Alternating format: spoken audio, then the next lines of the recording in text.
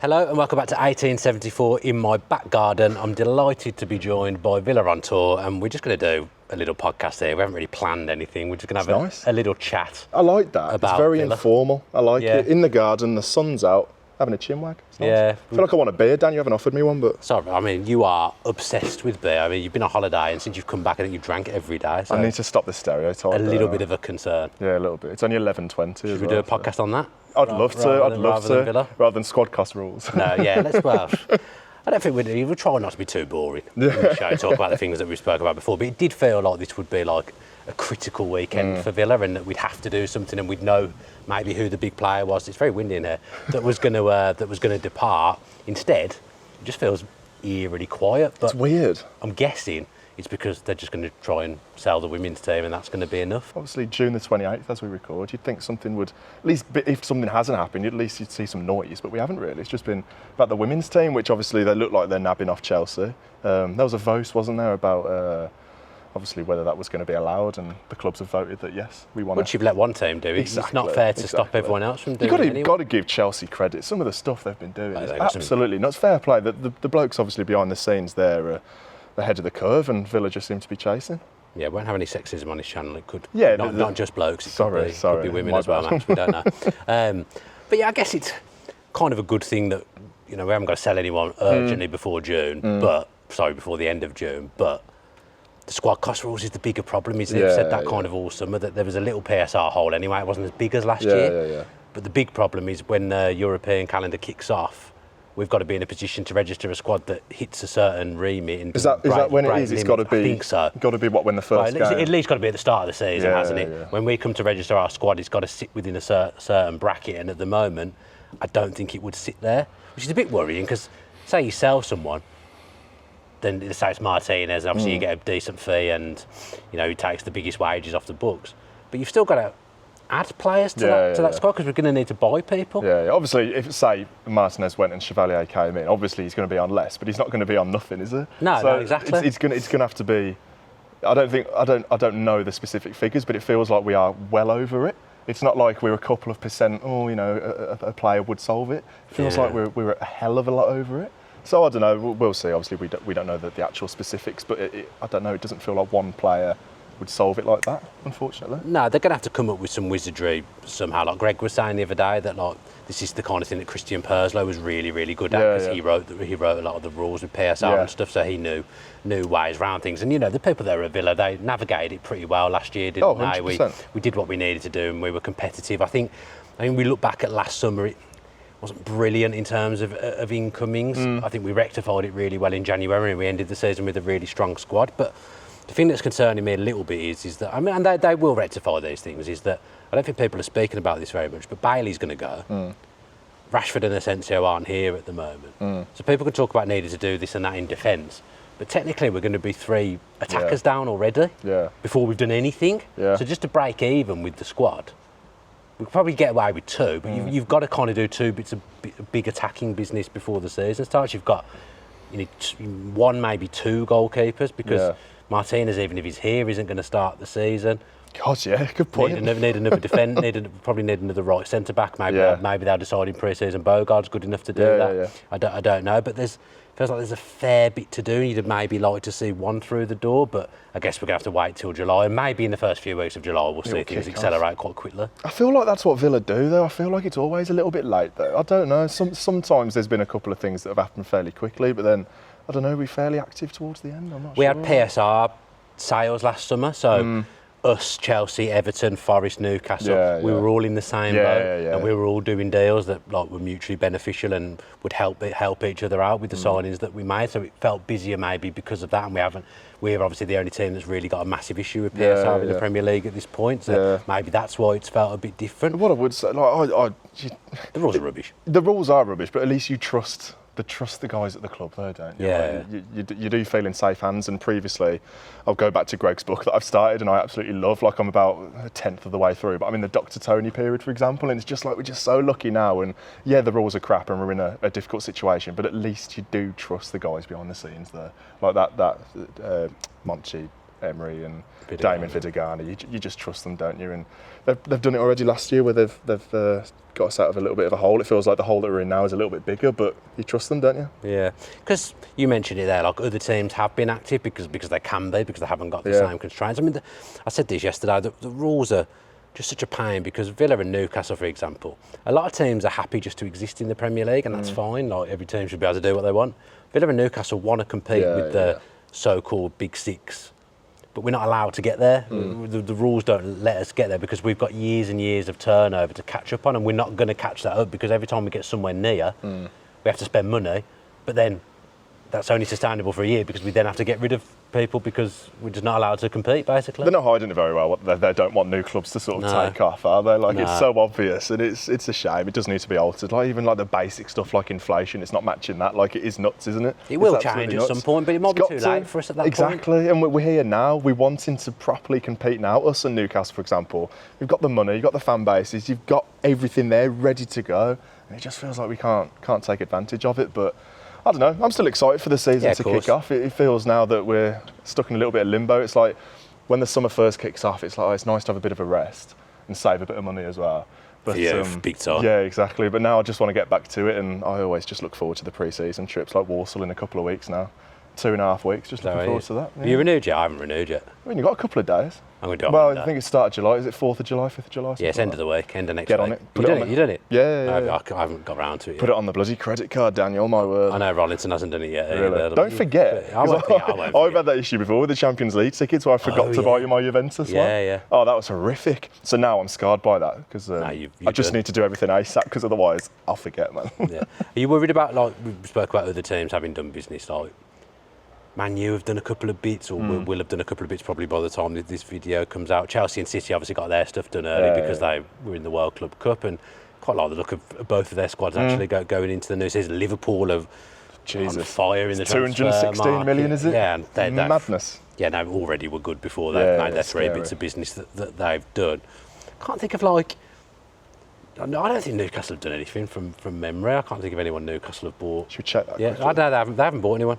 I'm confident. Okay. I don't think you need to check. Aston Villa are only one of 2 Premier League clubs, along with Fulham, not to have signed or sold a first-team player so far this year. Newcastle would have sold someone there. You've not read the question. You've got to read show your workings. But what that whole thing does confirm is there's just not much limited. But it will in the next couple of weeks. But any of the teams that we kind of finished ahead that you're thinking, well, they've done okay, or anyone above us where you're thinking it's going to be tough for us to be better than them next season? It's difficult to know, I guess, because we haven't done anything. I wonder what's the... Frank going into Tottenham is a huge question mark, isn't it? With them having Champions League football, how's that going to affect them? But then they've got the revenue that brings as well. So what sort of players are they going to sign? Obviously, players are going to be attracted to Tottenham. It's London, the stadium, Champions League football. Like, that's incredibly attractive, no matter how crap Tottenham were last season. So I don't know. At the face of it, obviously, it's still so early. We haven't signed anyone, but I do fancy us to still be ahead of Man United and Tottenham. Like, we're better. They were very, very far away from where we are, and I know, again, I don't know who we're losing, so it's so hard to tell at this point in time, but I'm still optimistic for next season. I don't worry. I think top 4's still got to be the aim, and I don't see why that can't be achieved. Again, we don't know what our squad's going to look like against Newcastle at Villa Park, but it's just exciting times, I think. New competition as well with the Europa League. Yeah, I said this the season before last, the season we were in the Conference League. I think as long as Emery's there, I don't think Villa will ever finish outside the top 6. Yeah. I'm that confident in his ability and what he can get out of players and the way he works and operates 100%. And the way the club's run with him there.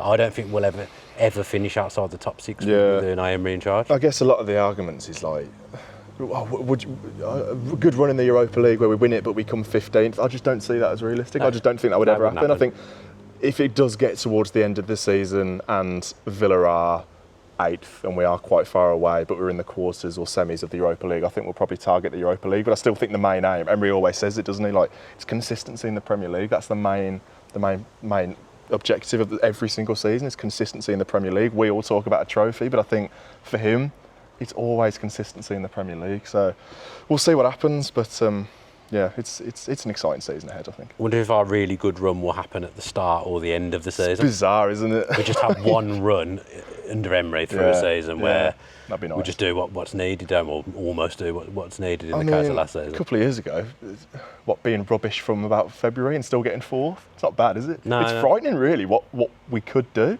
I mean, nearly being top at Christmas. Imagine if we had a consistent season, whole season. We genuinely, I think, would be challenging. Again, it's hard to tell when we're going to lose maybe our best players, but it's frightening. Again, the assets are there, I think. Yeah. Is there anyone you'd like to see, like a signing that you've from elsewhere that you think I'd like us to sign that player or that probably position? trying to get a name out of me. I don't know. I just think an exciting attacker, like you said, that's where people talk about the defence, and obviously goalkeeper's a big issue at the moment. But an exciting attacker. Looks like Bailey's going to be off. Asensio, is he going to rejoin? Rashford's not going to come back. I still think Asensio will rejoin. Yeah, I think Asensio will. Rashford not so much. I think if he gets to the end of the window, did a show on this the other day with Rollo, that gets to the end of the window and he hasn't moved. It could happen. I think it's unlikely. A lot of stuff would have to happen, but I don't think it's massively unlikely. I just want an exciting attacker, a brand new, fresh winger, bit of pace. A proper winger, don't we? Yeah, we do. A little bit of pace. I love exciting players who maybe aren't the finished article, but are going to get me off my feet and excite me. So Jesus Rodriguez looks like he's going to coma, isn't it? Yeah, coma. Fabregas revolution. Exactly. An exciting winger, to answer your question. And they've centre back. We were linked with Mosquera for a bit, but I don't know whether he was. I don't know whether he was top of the list, but looks like he's going to go to Arsenal now as well. So. The fact is, we can't act. Yeah, exactly. Our targets are sort of going elsewhere.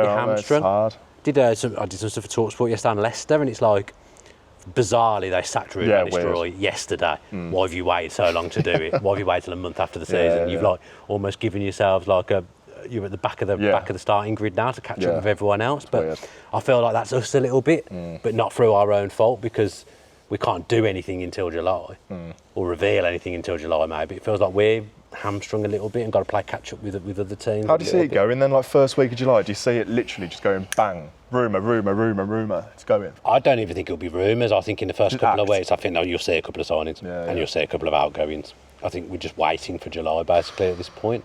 It's mad we're even talking about this. Like, the club do well to keep it all quiet, to be honest. Yeah, you'd think there'd be like specifics out there, but we just did a video on my channel about like reacting to old videos, and it's a different era, isn't it? It's a totally different era. I mean, I was doing like talking about transfer rumours back when we just got promoted, and Gallagher. Yeah, Sam Gallagher, and Grealish is staying. We're going to get playoffs. It's a different era. Talking about Chris Samber starting, but talking about we've got to wait till 2 days' time to sign players. It's bonkers, isn't it? It's bonkers. Yeah.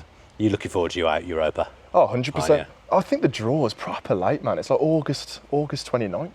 It's crap, that is. I want to see the teams. I want to know where we're going. I want to book things. But I fancy us. We won't talk about the ticket prices at Villa Park for the Europa League, because I think that might come back to bite them on the arse a little bit. But I'm excited. European nights at Villa Park. Might not be massive ties at Villa Park. I don't know. Well, there are some big teams in there. Roma, I think. Obviously, we've got them in a pre-season friendly. I think they're top of pot 1, so that'll be exciting at Villa Park. But yeah, the away trips, some exciting places in there. So. Of course. I'm still good that we didn't get the Champions League, and let's face it, we should have been able to go to Manchester United and win on the last day. Or draw. Got a draw, and that would have got us Champions League. But the variety of being in like Europe 3 years in a row, but being in 3 different competitions, I think not many teams will ever achieve that. So hopefully, as it's we're in the third iteration now. We're doing the third. Hopefully, we win one of them. I know, man. I know. That would be nice, wouldn't it? Like the easy argument is to say, Man United and Tottenham got to the final, but it's a freak season, and they sacked off the Premier League. I don't see Villa doing that. Like Tottenham especially, like they just weren't asked about the Premier League, losing 22 games. Villa just wouldn't do that. And obviously they had a little bit of luck with fixtures as well, but I just want to win it, and obviously that gets you back in the Champions League if we don't achieve it in the Premier League. So you've got 2 avenues. That's the bit I like. I think that's what's going to make next season really exciting. Is we've got 2 kind of plays that get into the Champions 100%. League. I'd love it, and I fancy us as well. People talk about maybe Emery in the big games, especially away from home, maybe choking a little bit. Palace, Man United, Olympiacos. I'd like to put that to bed. Put that little talking point that's coming up a little bit now to bed, and win the Europa League. It'll be perfect. Have you got like a early shout for key player or?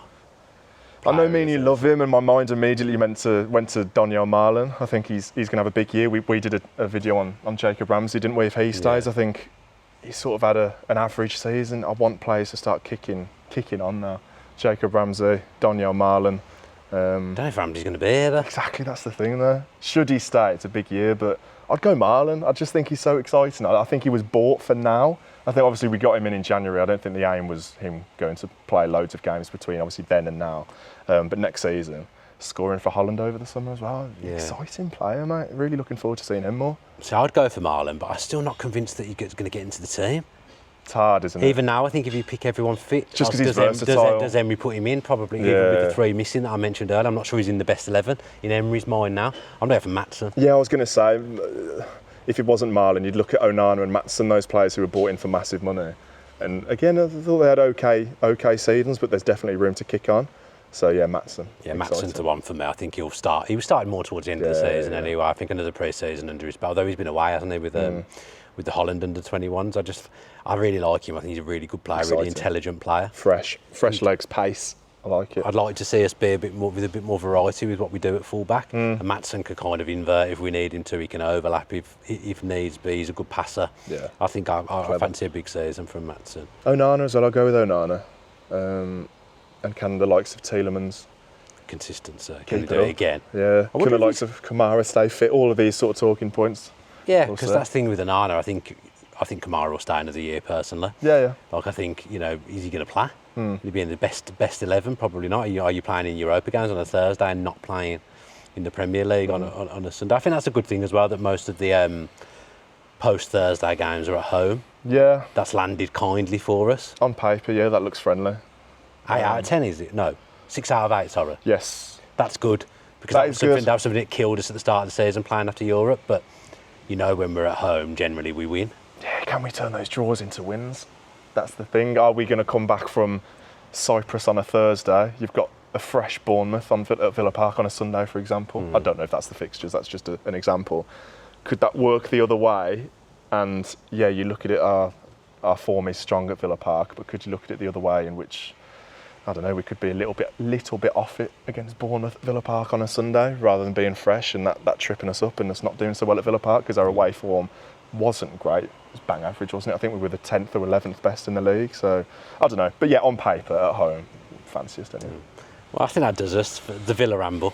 Yeah, just absolute waffle. Max and I have just done in the back garden. But if you have enjoyed it, then subscribe to the channel with your post notifications on. And he doesn't need the subscribers, but subscribe to Villa on Tour as well with your post notifications on. We recorded a video earlier for Max's channel looking back at old Villa on Tour videos, and it was a treat.